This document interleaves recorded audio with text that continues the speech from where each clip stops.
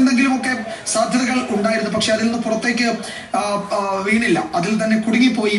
അല്ലെങ്കിൽ ആ ലോറിയുടെ ആ ക്യാബിനിലേക്ക് കൂടുതൽ മണ്ണും മരങ്ങളും വലിയ പാറക്കൂട്ടങ്ങളും ഒക്കെ ആ മണ്ണിടിച്ചിന്റെ സമയത്ത് തന്നെ വന്ന് വീണിട്ടുണ്ടാകാം. അങ്ങനെ എന്തു സംഭവിച്ചു ഇനി എന്ന ചോദ്യത്തിനൊന്നും പ്രസക്തിയില്ല എങ്കിൽ പോലും ചില സാധ്യതകൾ മാത്രം ഈ ഘട്ടത്തിൽ സൂചിപ്പിച്ചു എന്നേ ഉള്ളൂ.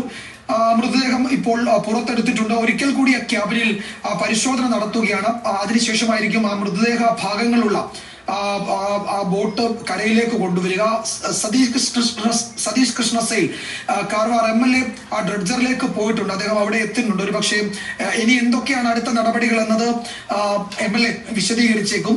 കഴിഞ്ഞ ഈ ദൗത്യത്തിന്റെ മുഴുവൻ സമയത്തും എല്ലാ ദിവസവും MLAയുടെ സാന്നിധ്യം ഏതെങ്കിലുമൊക്കെ സമയത്ത് അവിടെ ഉണ്ടായിരുന്നു എന്നത് നമ്മൾ കാണുന്നുണ്ടായിരുന്നു. നമ്മൾ മാധ്യമങ്ങൾ ആ ദൃശ്യങ്ങളൊക്കെ കണ്ടതാണ്. അപ്പോൾ MLA അദ്ദേഹത്തിന്റെ ഒരു ദൃശ്യങ്ങളിൽ കാണാം. അതിൽ SDRFന്റെ ഒരു ബോട്ടിലേക്ക് ഈ മൃതദേഹാവശിഷ്ടങ്ങൾ അസ്ഥിഭാഗങ്ങൾ മാറ്റിയിട്ടുണ്ട്.